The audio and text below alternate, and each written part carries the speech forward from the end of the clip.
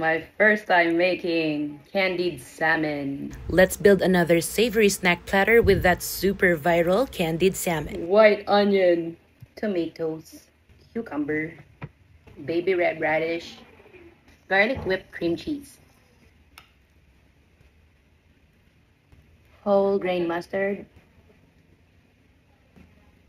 mukhang caviar, wasabi salt, spicy furikake, nakasobra, chili and garlic drizzling oil,